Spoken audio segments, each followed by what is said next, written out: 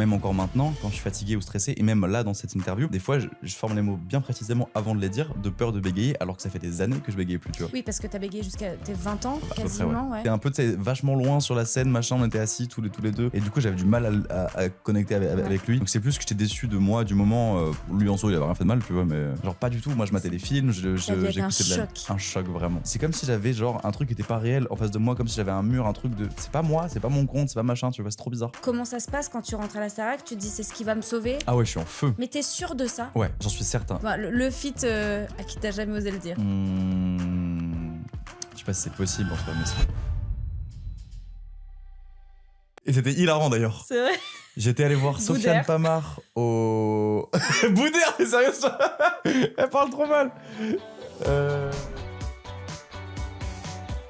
Salut à tous et bienvenue dans Les Petits Papiers, votre rendez-vous présenté par moi-même, mais également par Gossip Room, que vous pouvez voir en intégralité sur notre chaîne YouTube, nos réseaux sociaux ou bien en podcast audio. Mon invité du jour, je vais vous faire une petite devinette.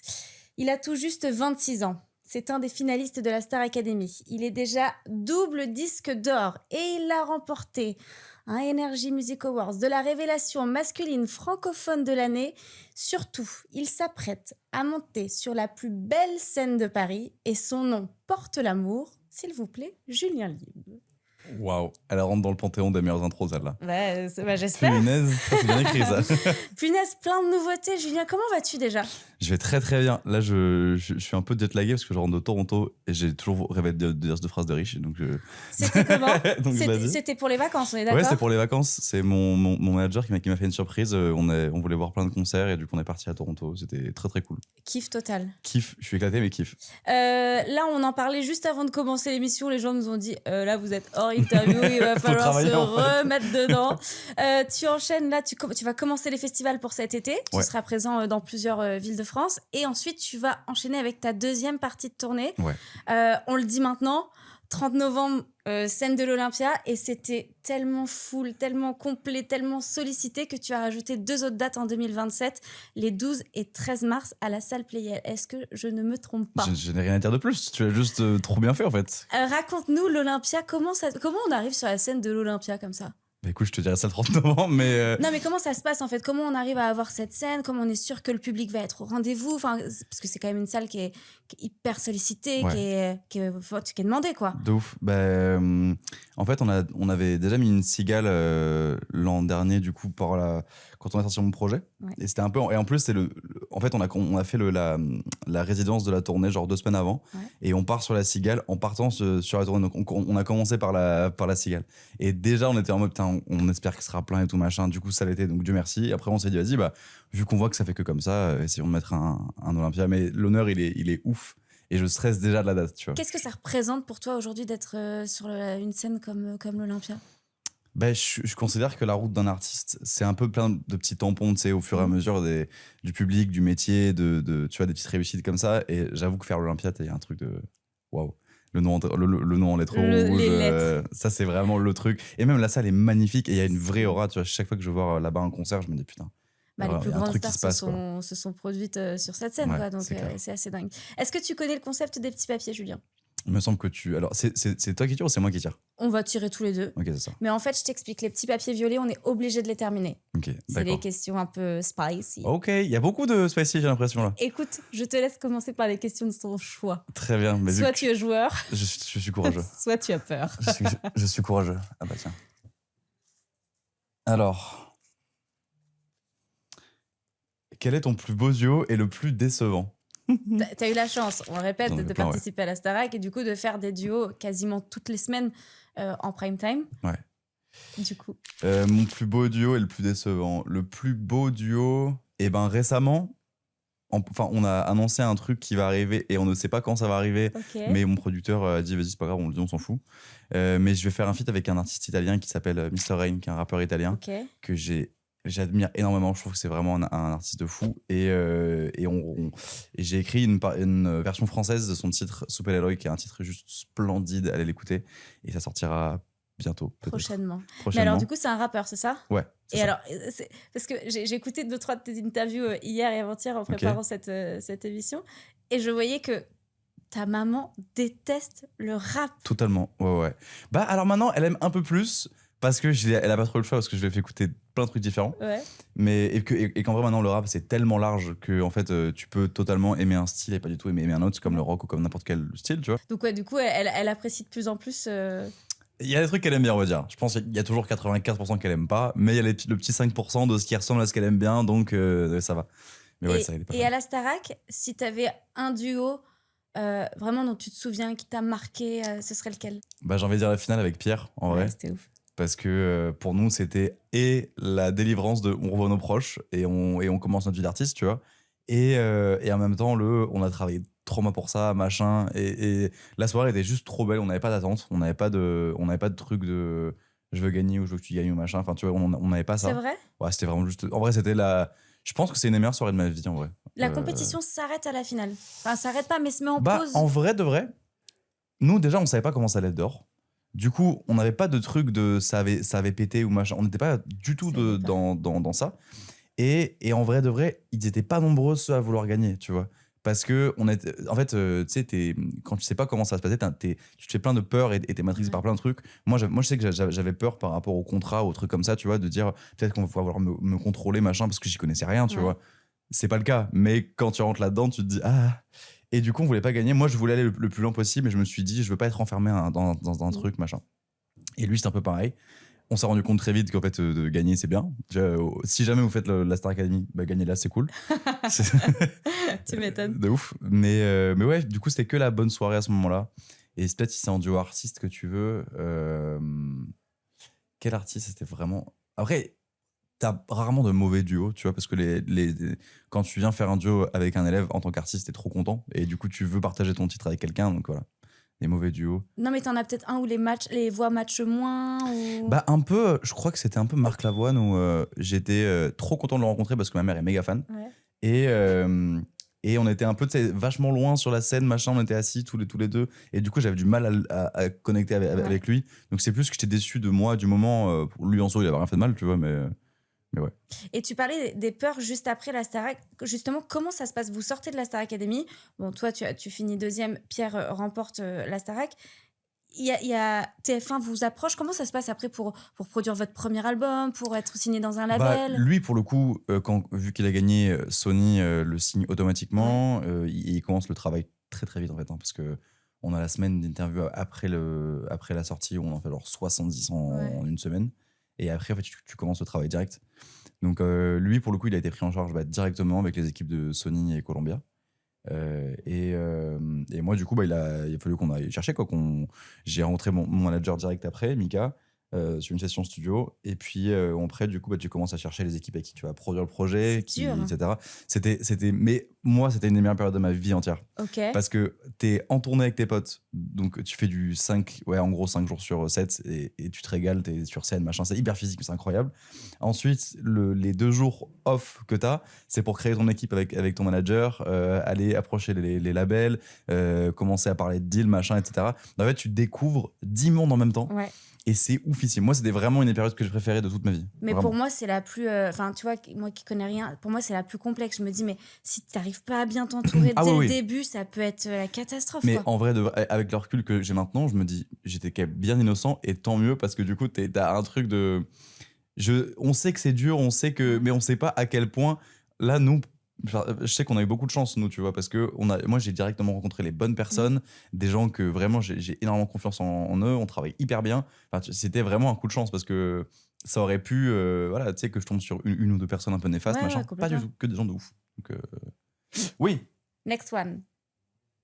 C'est quoi, je fais 1-1. Tu fais ce que tu veux. C'est ton émission.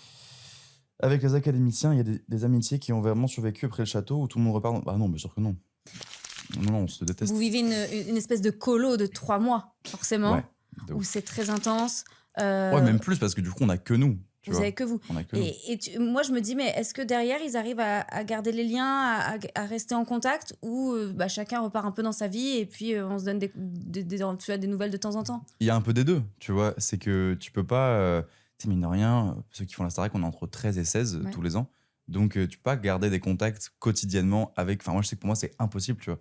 Donc, tu as un peu des deux. Tu as les gens. Dans tous les cas, tu es content de les revoir. Et dès qu'il y a un message, dès que tu les vois sur un, un événement, peu importe, tu es hyper content. Mais c'est vrai que tous les jours, c'est compliqué de tenir le Ouais, contact. bien sûr. J'ai du mal à le faire avec ma mère, tu sais. Alors, du coup, avec les gens, Oui. même que j'aime de mon cœur, tu vois, c'est très dur. Donc, non, non, bien sûr. Je suis Avec qui toujours aussi proche. Ouais, t'es avec qui t'es le plus proche là encore? Bah, en vrai, un peu toujours les mêmes. Victorien, Pierre, Hélé, Candice, c'est les 4 que je vois le plus souvent possible. Mais il y a aussi Clara, et il y a aussi Marie-Maude quand on se voit sur les événements. En vrai, il y en a aucun, en tout cas, qu'on n'aime plus, tu vois. Ouais. Mais il y en a toujours 4-5 que je vois plus que les autres, mais comme dans n'importe quel groupe de Normal. potes, tu vois.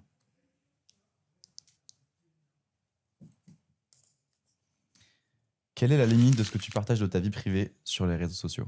C'est une archi bonne question parce que je me la demande Merci. encore tous les jours. Merci, je l'ai écrit. Bien vu. Non, mais en vrai, c'est qu'il y a. C'est compliqué en fait, je trouve ça, cette question. Parce qu'il y a des moments, tu as envie de partager tout aux gens qui te suivent, machin, parce que tu te sens reconnaissant et que c'est cool de pouvoir avoir des retours. Mais en même temps, j'ai plus peur que la vie de mes proches soit impactée. Et du coup, que ce soit. Tu vois, par exemple, je vais avoir plus tendance à. Vu que mes frères, ils en ont rien à faire des réseaux et qu'eux-mêmes, ils postent jamais rien, machin, ça me dérange pas qu'on les voit sur un truc parce que de toute façon, tu vas retrouver qui, tu vois. Il est pas sur les réseaux, le mec. Alors que ma mère et ma soeur, je vais peut-être plus les protéger. Ma copine, pareil. Bah pareil, pour ma copine, c'est trop bizarre parce que j'ai envie, tu vois, qu'on puisse aller à une en première ensemble. J'ai envie qu'on puisse faire un truc. Et en même temps, j'ai pas envie que les gens prennent cette opportunité-là pour faire parler ou pour machin, tu vois. Mais je trouve que votre génération, là, c'est hyper dur parce qu'en fait, les réseaux sociaux font partie intégrante de votre Ouais, parcours, totalement. de votre carrière. Si vous partagez pas suffisamment, bah, on va pas vous suivre et puis on va pas suivre ce que vous faites et votre évolution. Et en même temps, si tu partages trop, tu risques de tomber sur des gens pas Ça peut hyper être malsain, tu bienveillants. vois. Ça peut être malsain. C'est compliqué. Et je me dis, t'as tout intérêt à trouver un équilibre. T'es accompagné, toi, pour ça? Est-ce qu'il y a quelqu'un qui t'aide Ouais, bien sûr, bien sûr. Bah là, tu l'as vu, il y a Pierre. Ouais. En gros, dans le label, il y a une équipe com, marketing, promo, enfin, etc. Et on travaille aussi avec d'autres gens pour la promo, notamment Sophie qui est là. Je pense pas que ce sera gardé au montage, mais. C'est possible. Donc ouais, ça. Et puis en plus, moi, à la base, je suis un ours dans sa caverne, quoi. Vraiment, genre, moi, les réseaux, avant de faire ce métier-là, mais je les ouvrais même pas dans la journée, tu vois. Genre, pas du tout. Moi, je matais des films, Ça a dû être un j'écoutais choc. un choc, vraiment. Mais déjà, quand on a vu le nombre d'abonnés, mais c'est comme si j'avais genre un truc qui était pas réel en face de moi, comme si j'avais un mur, un truc de. C'est pas moi, c'est pas mon compte, c'est pas machin, tu vois, c'est trop bizarre. Et t'as l'impression de créer un lien avec la communauté des Ouais. réseaux sociaux ou... Bah oui, mais c'est parce que quand t'es artiste, tu vois les gens sur scène, tu les vois en dédicace, tu les vois en événement, enfin, tu vois, en plateau. Donc en fait, tu crées du lien quand même, mais c'est le même lien que tu crées avec eux. Alors, tu peux pas le créer pareil que quand tu les vois en face, tu vois, mais en tout cas, c'est les mêmes gens. Donc je le crée aussi comme ça, mon lien. Tu réponds, toi, aux messages, commentaires J'essaye, mais je suis naze. Bah, d'ailleurs, ça, c'est un truc où récemment, ils m'en ont parlé à la label de dire mais tu nous parles des fois de ce que les gens disent, genre de comment ils sont gentils, mignons, machin, mais tu leur réponds pas. Genre, vas-y, viens, réponds-leur, tu vois. Je n'y pense jamais. Je suis claqué sur ça. C'est ton challenge Je te de jure, 2026. un de mes nombreux challenges de Ah, 2026. quels sont les autres, d'ailleurs? Je veux me remettre dans la meilleure condition physique possible. Là, je suis en train de le faire. Ok, donc Mais sport. Ouais, sport à mort, vraiment. Récupérer un bon niveau en boxe, ça compte dans le sport. J'aimerais qu'on upgrade tout très très très fort sur la tournée notamment. Ok. J'ai envie qu'on mette la pression pour mettre un gros billet en vrai pour juste Mais ce serait quoi? Ce serait la scène, ce serait des musiciens, Ouais. ce serait une direction artistique, c'est quoi? tout ça. C'est-à-dire étoffer la scéno, étoffer le show en termes de lumière, étoffer peut-être sur les covers, etc. Parce que dans un show, j'aime bien quand il y a une ou deux reprises, tu vois, c'est cool, ça fait sortir un peu de l'univers et rentrer dans un autre. J'aimerais bien. Enfin, il y a plein de choses que j'aimerais par rapport au live et qu'en vrai, je vais pas révéler ici parce que du coup, tu vois, ce serait bien que les gens ils se le prennent en live, tu vois, ils se régalent. Il y a par rapport au live, il y a par rapport aussi, je veux de manière générale devenir un meilleur artiste. J'ai vraiment envie de. En fait, les gens que je suive et pour qui j'ai de l'admiration, je vois ce que ça. comment dire, je vois ce que ça amène dans le cœur des gens de voir quelqu'un qui grimpe aussi, et j'ai envie qu'on vive ça avec ma communauté, avec les gens qui me suivent. Mais ça veut dire quoi, devenir un meilleur artiste?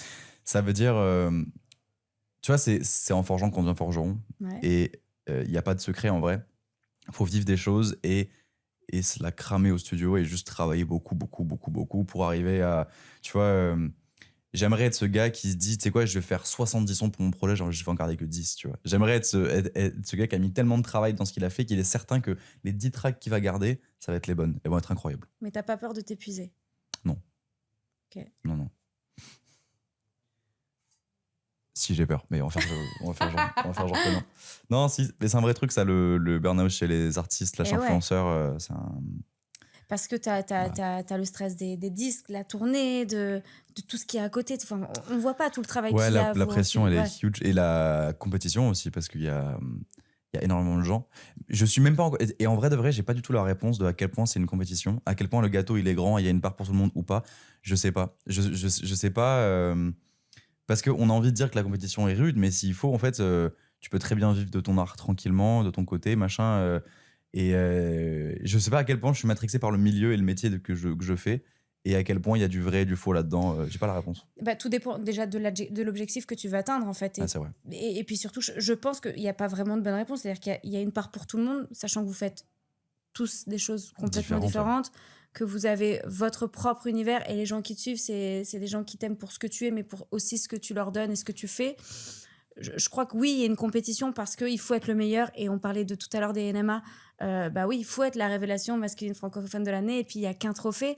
Et en même temps, est-ce que c'est grave de ne pas l'avoir? Ouais, c'est ça, parce qu'en fait, tu sais, c'est des petits checks que tu as au fur et à mesure de ta carrière, mais que tu les aies maintenant ou dans 2-3 ans, finalement, ça change pas non plus grand-chose. Et en même temps, on a envie de dire, ouais, mais c'est un peu la course tout le temps, parce qu'il y a beaucoup de contenu, il y a beaucoup d'artistes, il y a beaucoup de gens qui proposent des choses. Et du coup, est-ce que t'es pas en train de passer ton tour, machin? Enfin, tu vois, ça, dans la tête des artistes, ça, c'est constamment, c'est tous les jours. Tous les jours, tu te mets une pression de fou.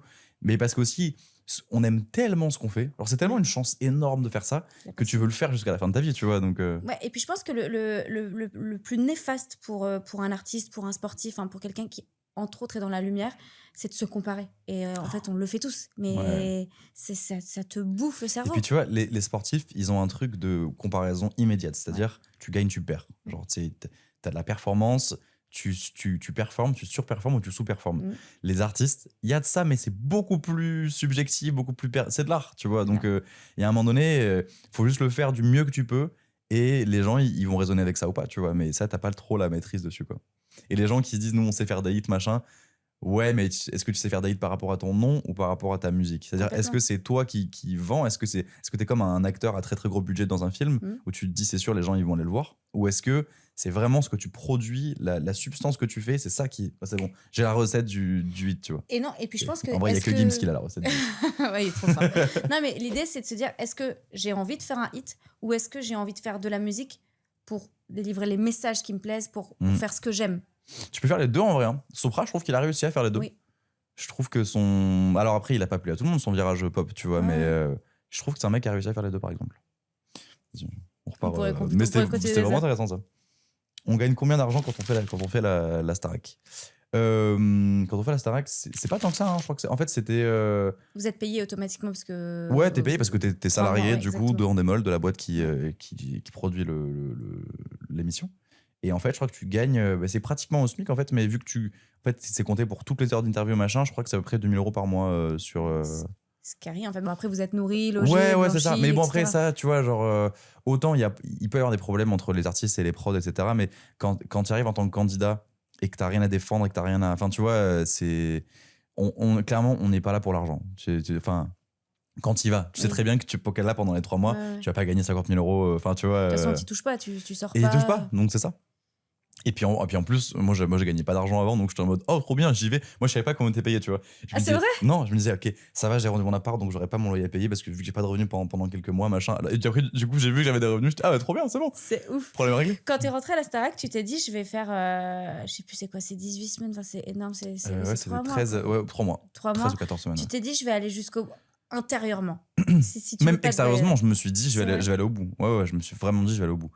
J'avais pas trop le choix, moi c'était vraiment marche ou crève, tu vois. J'avais l'impression que c'était ma dernière chance presque dans la vie de refaire un truc, tu vois. Je me suis dit c'est bon, c'est la dernière chance. Et alors qu'en vrai j'avais 25 ans donc ou 24, je sais plus. Donc t'as vraiment le temps. Oui, mais on le rappelle, et ça va faire partie des d'autres questions, donc on les enlèvera, mais que juste avant la Star Academy, tu as eu un trou noir, un gros Ouais, grosse burn-out. période de down, ouais. Comment ça se passe quand tu rentres à la Starac? Tu te dis c'est ce qui va me sauver, Ah ouais, je suis en feu. mais t'es sûr de ça? Ouais, j'en suis certain. Je suis même certain au moment où je sors des derniers castings, je sais que ma vie va changer. Genre, j'en suis certain. J'avais 2 boulots quand j'étais à Rennes à ce moment-là, je les quitte tous les 2. Je rejoins ma chérie dans le sud-est. Et vraiment, je me dis, c'est bon, ma vie va changer, c'est sûr et certain. Et je voulais tellement je projetais tellement. Tu sais, je me suis dit, vas-y, projette. Il paraît que le positif appelle le positif, La loi vas-y, de projette. l'attraction. Exactement, je pense trop à ça. Et je fais ça, et du coup, j'arrive au château, et vraiment à ce moment-là, je me dis, mec, là, c'est ton moment, travaille jour et nuit s'il le faut, mais tu vas y arriver, tu vois. Et s'il n'y avait pas eu la Starac, Je sais pas. t'as pas la Aucune réponse. idée. Je pense que je serais encore en train de lever des palettes ou de vendre des formations au téléphone, tu vois. Tu t'étais pas dit, je Je vais sais pas. trouver un autre moyen de faire de la musique, monter sur scène? Si, en vrai, si. Mais je pense que c'est ce que j'aurais fait parce que je pense que là, ça aurait été très dur niveau déception d'avaler le fait de pas y aller. Parce que là, genre dans ma tête, j'y étais, quoi. Il y avait même pas de question, j'y étais. Donc ça aurait été dur, mais en même temps, je pense qu'au bout d'un moment, ça m'aurait remis un coup de boost de me dire, tu sais quoi, ça n'a pas marché sur cette porte-là, t'iras par une autre. Enfin, j'aurais vraiment essayé de faire de la musique. De toute façon, je ne sais faire que ça, donc bon. Allez, je pêche une question. Ah, yes. Ah oui, je suis con, c'est tous les deux. Qu'est-ce que tu aimerais qu'on retienne de toi en tant qu'artiste? Waouh, c'est exact, c'est ouf parce que c'est les questions que je me pose en ce moment. Ah, Parce que là, du coup, on repart en studio pour continuer, pour faire d'autres projets. Et c'est exactement ce que je me dis. Parce que, en fait, je te fais un court résumé de ce qui se passe dans ma tête actuellement. J'ai fait un premier album dans lequel je parle énormément d'espoir, d'amour, de galère de galère, mais des choses surmonter.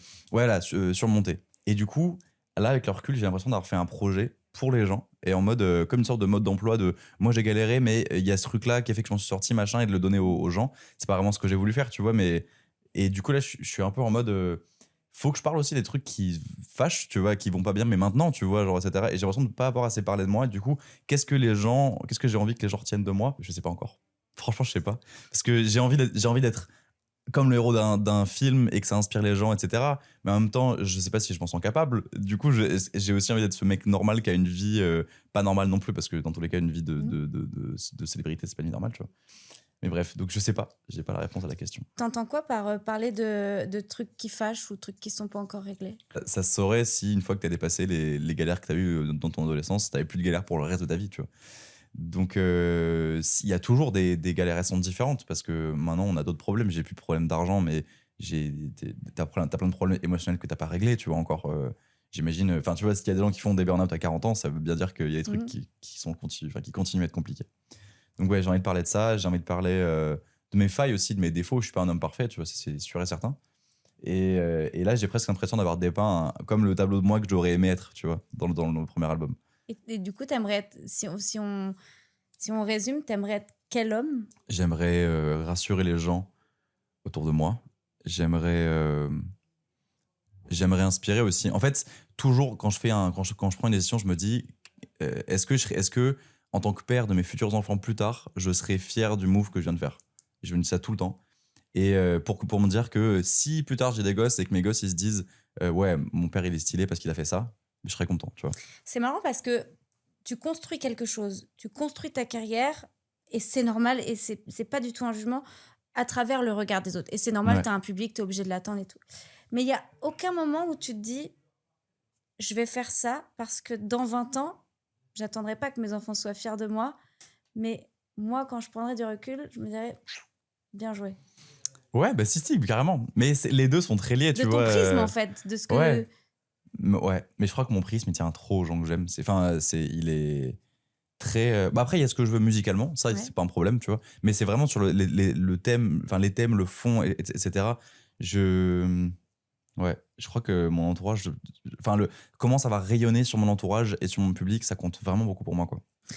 Là, tu pars en deuxième donc, festival, puis deuxième partie de tournée, et tu rentres directement au studio pour un nouveau projet ou tu vas faire une petite pause? Non, il n'y a pas de pause là. Il n'y a pas de ralentir là. T'as peur du vide? Oui, franchement, oui. Et je crois que normal. tous les influenceurs et les artistes, et là pour le coup, on est arrangé dans la même case, on est terrifiés de ça. On a méga peur du vide. Et en même temps, on le cherche parce que quand on est dans la période de rush, on n'en peut plus. Ouais. Tu nous vois nous plaindre tous les jours avec des cernes qui font 6 km de long comme ça. Ça fait 30 jours, je perds un jour off, je suis mort et tout, tu vois. Et en même temps, dès qu'il y a 3 jours où on fait rien, on se gratte les veines, tu vois. On est en mode. Et c'est pas stratégique de laisser un petit temps de pause? Je sais pas, moi j'y connais rien dans l'industrie. Si. Mais alors, aujourd'hui, la visibilité négative, c'est-à-dire il n'y a rien, elle n'existe pas. Parce qu'en tous les cas, il faut quand même faire vivre tes réseaux parce que sinon, en fait, ça se casse vite la gueule en vrai. Ouais. Mais après, il y a une tu peux être présente différemment sur les médias. Et on fait tous à un moment donné une pause médiatique. Ça veut pas dire qu'on travaille plus, ça veut dire qu'on se fait un tout petit peu oublier parce que je pense que c'est bien. Tu vois, genre c'est cool de cultiver la rareté. C'est un truc que nous artistes qui sommes sortis de la Starac, on l'a pas vécu pour l'instant. Pierre, il est en train de le faire. Elle va le faire. Moi, je vais finir par le faire aussi. Mais c'est bien. C'est pas qu'on est cramé, même si un peu quand même. Mais c'est aussi parce que il y a besoin. Il y a un moment donné. Tu vois, si on te met toujours le même bouquin devant les yeux, t'en as marre. Tu vois, il faut bouger un peu. Oui, chef.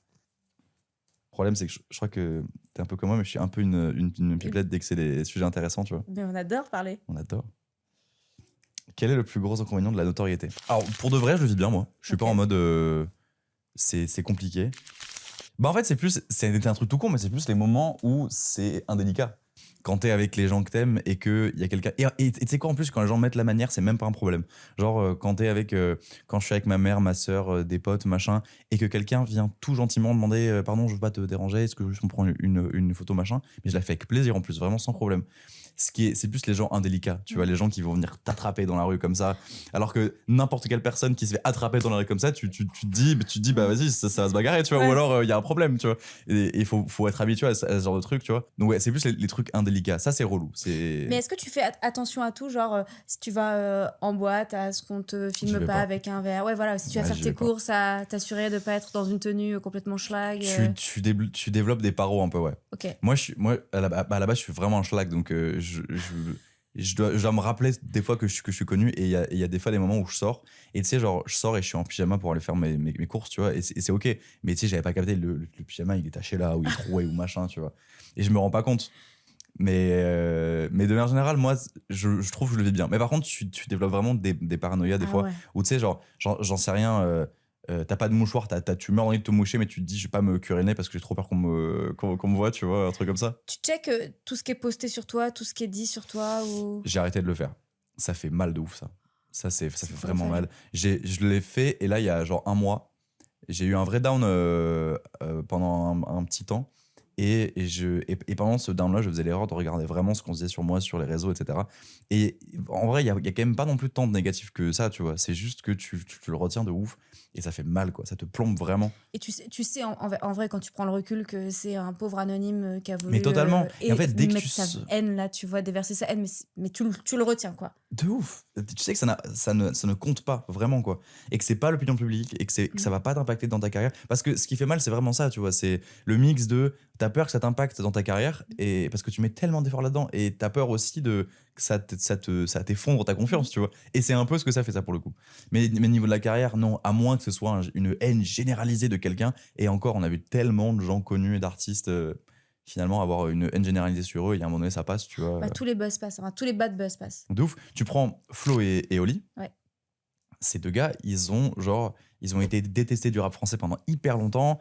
Il y a eu, enfin tu vois, genre quand leur nom était presque synonyme de genre non mais c'est pas du rap, ou non mais c'est pas de la musique, machin, alors qu'ils ont toujours rempli toute leur tournée de Zénith. Ça fait 10 ans qu'ils font des Zéniths, tu vois, et ils sont trop chauds. Et là, et je sais pas pourquoi je parle d'eux, mais parce qu'en fait je saigne leur dernier projet, que je trouve vraiment très très bon.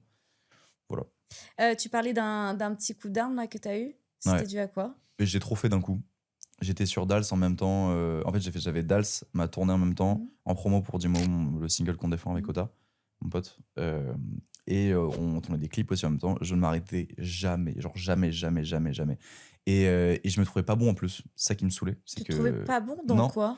Sur Dals, sur scène, du coup, j'ai l'impression de moins donner parce que j'étais mort.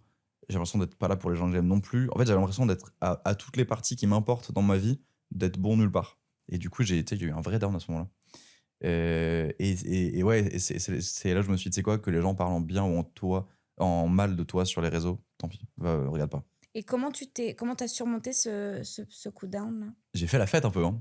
Ce qui ne m'était pas arrivé depuis longtemps. J'ai l'impression que c'est un peu la manière que tu as de remonter la pente. Je l'avais jamais fait en vrai. C'est vrai? Et moi, de base, moi, les excès, je suis un gars avec un caractère. Il faut que je fasse attention aux choses qui me font soit un peu trop de bien, soit un peu trop de mal. Parce que je suis un mec qui a toujours vécu dans les extrêmes toute ma vie. Et donc, il faut que je fasse gaffe à ça. Donc, normalement, c'est pas du tout un moyen que j'ai de me soigner. Me soigner, souvent, c'est me mettre dans le mal différemment, c'est-à-dire aller faire beaucoup de sport, me confronter à des trucs qui font mal. Et en fait, j'ai mal d'un coup et après, ça va mieux. Et là, je me suis dit, en vrai, je vis un peu, tu vois. Mais tu vois, je l'ai fait en me disant, je sais que ça va m'inspirer pour les prochains titres, de vivre des trucs. Donc, va vivre des trucs. Et t'as réussi à couper net. Ouais. Wow, couper net, non, tu peux jamais couper net, mais en tout cas, à avoir ce temps de. Tu sais quoi, je vais faire ce que je veux là, ce que moi j'ai envie de faire, tu vois. Et t'as pas les gens de tes équipes qui disent attention, là, Julien, t'as fait un peu trop la fête hier ou t'es pas je concentré travaille. ou... Non, pas tant. Non, parce que quand je suis au travail, je suis vraiment au travail. Mais par exemple, si, ce qu'il me dit souvent, c'est que moi j'ai un gros défaut, c'est que je suis tout le temps à la bourre.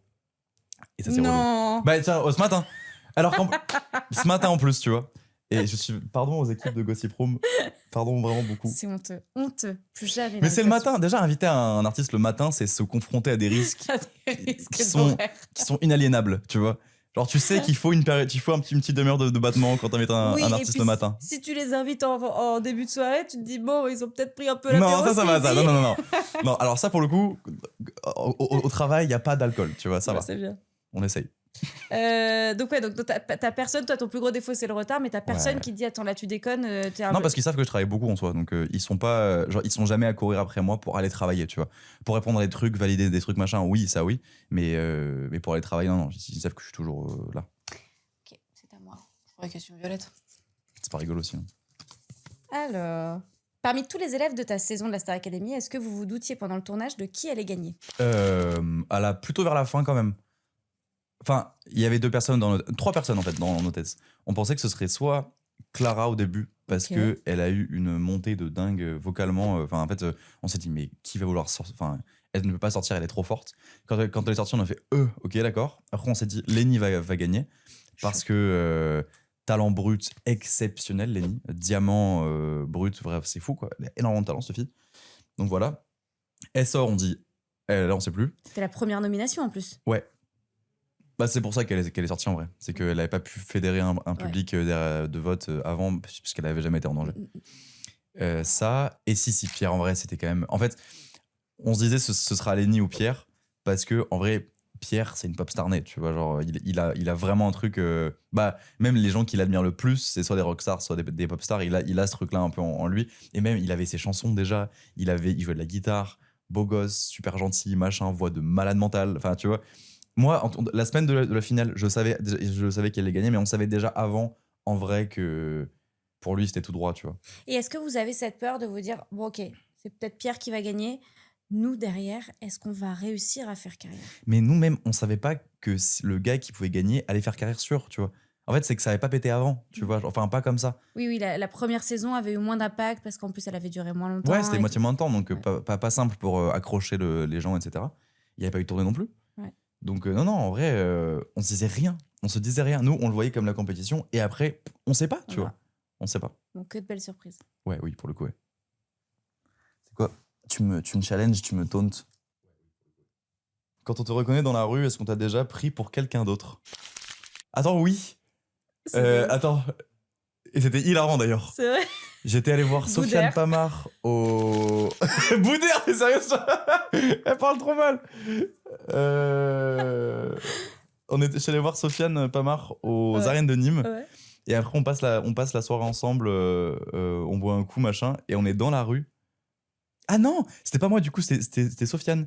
Et on parle avec Sofiane dans la rue, et il y a quelqu'un qui s'arrête, et en parlant... Et on sait pas avec Sofiane si la personne parle de lui ou de moi, mais il dit « Oh, Pierre Garnier !» Ah ouais, bon, non, c'était pas Sofiane. On savait pas parce que je crois que vraiment la personne regardait Sofiane intensément, quoi. Et Pierre Garnier, il dit mais Pierre Garnier, il est normand. Oui, ça n'a rien à voir avec Sofiane Pamar. Sofiane Pamar, tu vois. Oui. Non, bref. Et tu parles de... Là, tu me dis, ouais, bon, je suis allée voir Sofiane Pamar, puis après, on a bu un coup, on a passé la soirée ensemble. Ce qui te paraît complètement Ce qui paraît normal. lunaire. Oui, ce qui paraît mais lunaire. pour les gens qui sont pas habitués à ça, et toi qui n'étais pas habitué à ça avant de rentrer dans la Starac, comment tu te familiarises, tu copines, tu vois, avec des rostas peut-être pour qui t'avais Totalement, non. de... En plus, j'écoutais beaucoup avant Sofiane. Bah beaucoup. D'ailleurs, même maintenant encore. Et ben, assez naturellement en vrai, c'est que tu vois, là pour le coup, je connaissais son photographe, on avait passé du temps ensemble, et moi j'allais plus voir mon pote, et après du coup on est devenus potes avec Sofiane, machin, mais en fait, comme si t'allais à une soirée et que tu connaissais pas quelqu'un, et qu'en fait tu la rencontres et que c'est trop une bonne personne, et que voilà, tu te la régales. Mais c'est pas. J'ai essayé de jamais mettre. Putain, et ça me fait vraiment peur pour le coup, mais j'essaie de jamais mettre d'attente de business sur une rencontre humaine. C'est dur. Tu vois. Et c'est super dur parce que, en fait, quand t'es artiste, entrepreneur, machin, tu sais que t'es tout le temps en vrai au travail. Tu es tout le temps. T'as tout le temps une opportunité de machin, etc. Mais j'essaie de pas voir les gens que je rencontre comme une opportunité. Je veux pas faire ça. C'est trop fort. Moi, mais c'est super dur. Trop dur. Mais parce que tu vois dur. toujours un truc, t'as toujours une idée, puis si t'es un brin créatif, tu te dis putain, mec, ce mec, je pourrais faire des trucs. Mais totalement. De fou. Mais tu sais, en fait, j'essaie de me le dire après coup, tu vois. Okay. Ou alors, si on en parle ensemble et qu'on a une idée ensemble, trop bien. Mais j'essaie vraiment de mettre un point d'honneur à dire non, je veux voir l'humain devant moi. Ouais. Et je te cache pas que c'est dur des fois, parce que quand t'as une big rosta en face que tu admires, ou quand t'as quelqu'un où tu te dis ouais, je sais que cette personne-là dans mon business, ça marcherait trop bien, dans mon équipe, etc. Mais en même temps, je sais que je serais un peu vexé si on venait me voir uniquement pour ça, tu vois. Et en même temps, c'est le jeu aussi un peu. Si là, t'avais un feat de rêve avec un artiste avec qui c'est possible, hein, tu vois, enfin, en même temps, tout est possible, mais tu vois, le feat à qui t'as jamais osé le dire. Je sais pas si c'est possible en soi, mais Stromae, ce serait énormissime pour moi. Parce qu'il m'a beaucoup influencé sur énormément de choses. Il chante encore? Non, il chante. Il écrit Stromae beaucoup. Ouais, si.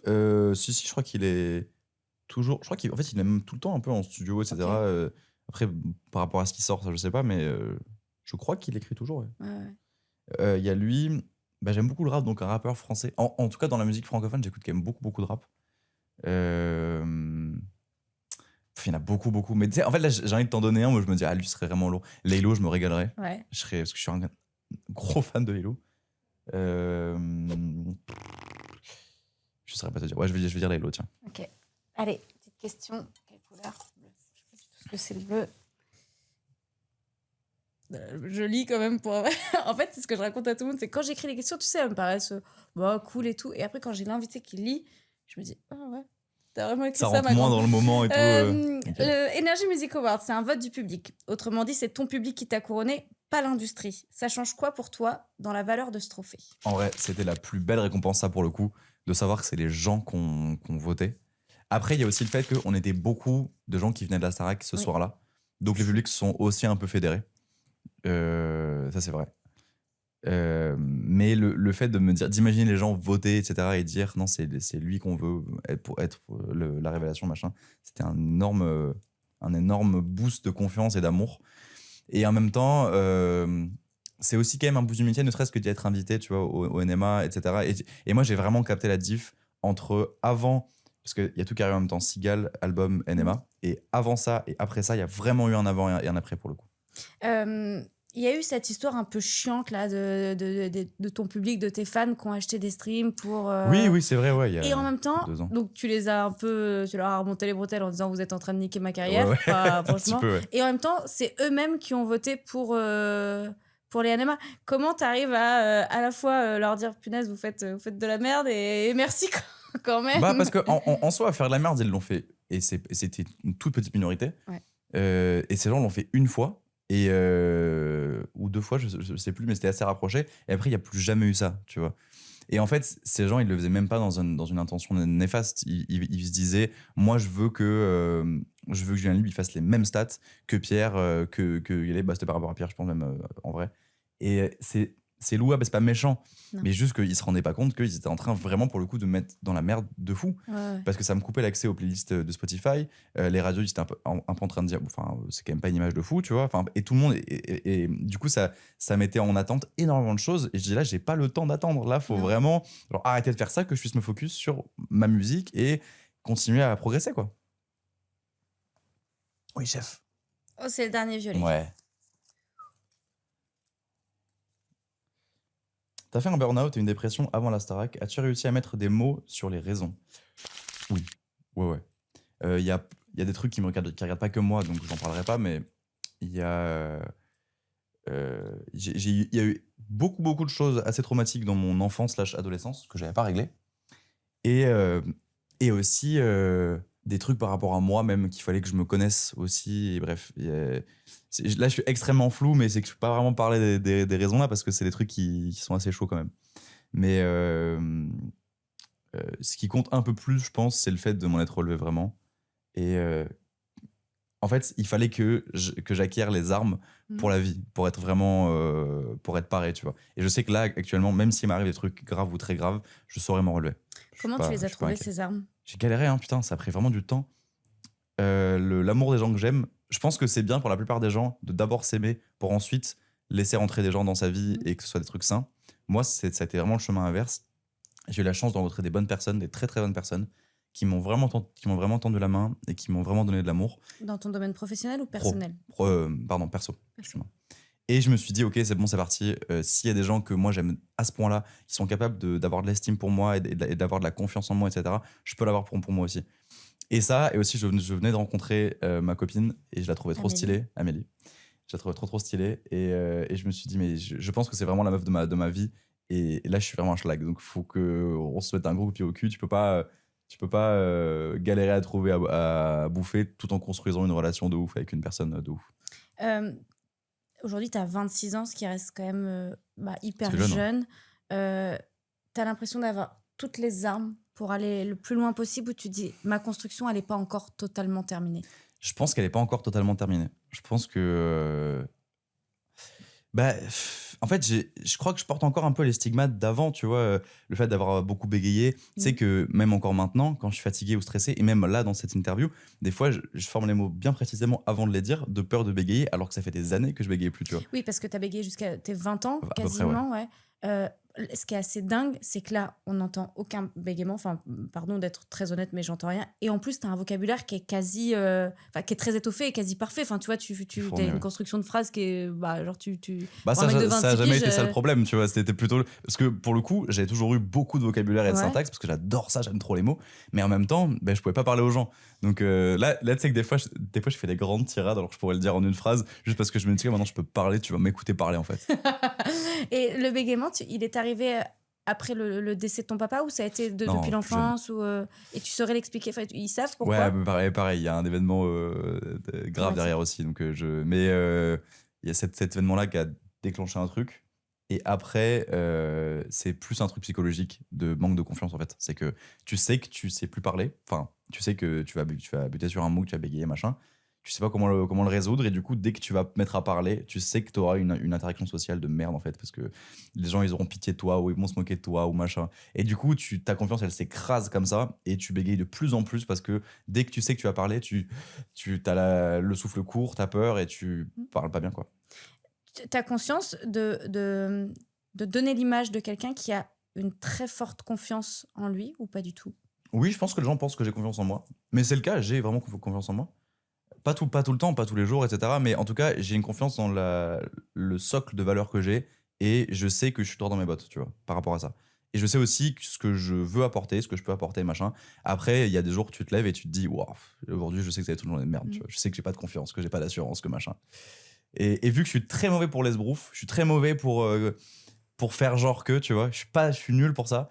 Il faut que j'ai confiance, parce que un artiste, il peut pas arriver, tu vois, je peux pas arriver là aujourd'hui et être comme ça, et être, tu vois, non, je sais pas. Tu vas pas réussir à faire semblant, quoi. Non, je suis trop nul. J'avais une question sur Amélie, j'espère que je vais la piocher, parce qu'on vient d'en parler. Si je la pioche pas, on en parlera quand même.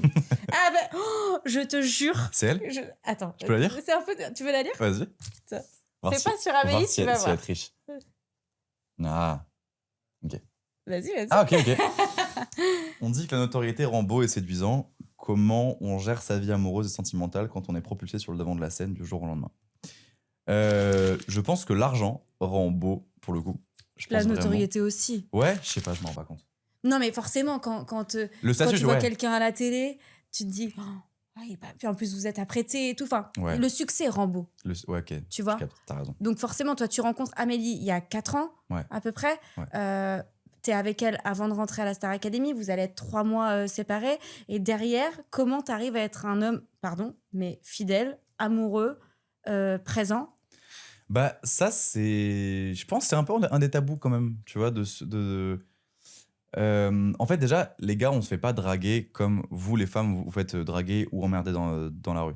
Ce qui est plutôt bien, parce que vous, pour le coup, c'est plus négatif que positif, souvent, mais bon. C'est bien de se faire draguer quand même. Mais bon, après, je pense que ça dépend aussi du contexte, Ouais. tu vois. Genre, c'est sûr que si tu te fais jamais draguer, tu vas dire, bon, il y a quoi qui marche pas avec moi. Mais en même temps, bah, je pense, tu me diras, mais je pense que vous passeriez bien la plupart des relous qui vous embêtent, quoi. Bref. Et ben oui, donc vu que nous, on se fait jamais draguer, il y a un avant-après qui est assez énorme de t'as pas ou peu de gaz avec les meufs. Ah, tu reçois des DM de meufs que tu connais pas. Donc il y a un énorme gap, tu vois. Et tu sais qu'il y a vraiment un truc à changer. Et je pense que tout le monde a un peu envie d'en profiter aussi, machin.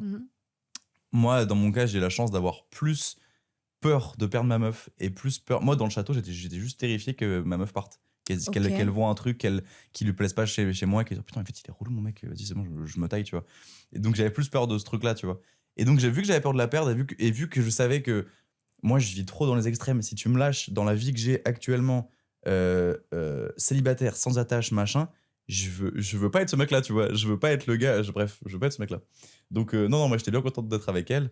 Bien sûr que c'est un monde qui est plein de tentations parce que partout il y a de l'argent, il y a tout ce qui va avec. Et donc, c'est un monde qui est plein de tentations, mais ça va. Genre, je me sens pas non plus, tu vois, tiraillé de ouf. Il n'y a pas eu ce avant-après Starac qui a été un peu difficile pour elle à gérer, comme pour toi à gérer, de se dire est-ce que vraiment on est fait pour être l'un avec l'autre? J'étais avec un mec complètement anonyme qui, là, va faire toutes les télés, les plus grandes scènes. Il n'y a pas eu ce truc un peu compliqué? Ça va, en vrai, on a de la chance non plus. Enfin, on a vraiment eu de la chance. Ça va. Il y a plus. En fait, plus on s'est dit, maintenant qu'on a eu 3 mois sans se voir du tout et que ça a tenu et qu'on s'aime encore plus fort que ce qu'on s'est quitté, on peut tout traverser. On s'est plus dit ça, tu vois. Et après, on comptait juste les jours pour se revoir, etc.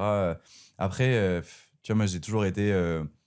Par exemple, une des raisons qui a fait que j'ai arrêté de bégayer, c'est parce que je voulais parler aux meufs, tu vois. Donc, j'ai toujours été un garçon qui aimait plaire quand même, tu vois. Il a plus fallu faire attention à quand moi je me plaçais par rapport à cette relation parasociale avec des gens que tu connais pas et des meufs qui veulent un truc avec toi, alors que c'est pas avec toi qu'elles veulent un truc en vrai de vrai. C'est avec le statut que t'as acquis. Et comment tu gères? Tu dragues toujours? Non. Franchement, non. On est des. Alors attends. Il y a charmer et draguer. Je trouve que en tant qu'artiste, tu passes ta vie à charmer. À séduire, à charmer, c'est obligé. Dans le travail même. C'est obligé, mais parce que en fait, il faut bien faire attention sur quoi tu charmes. C'est quoi est-ce que tu charmes comment dire? Est-ce que tu veux dégager quelque chose parce que tu es un artiste et que tu veux que ta musique charme et que ton propos charme, ou est-ce que c'est ta personne que t'as envie que dans les yeux de l'autre en face, tu vois que ta personne plaît, que ton physique plaît, etc. Est-ce que c'est l'artiste que tu veux qui plaise ou est-ce que c'est toi la personne, quoi, Julien? La frontière est fine. Et la frontière est très très fine, faut faire super attention. Qu'est-ce Mais je trouve, je m'en sors pas si mal en vrai, ça va. Qu'est-ce qu'on peut te souhaiter, Julien?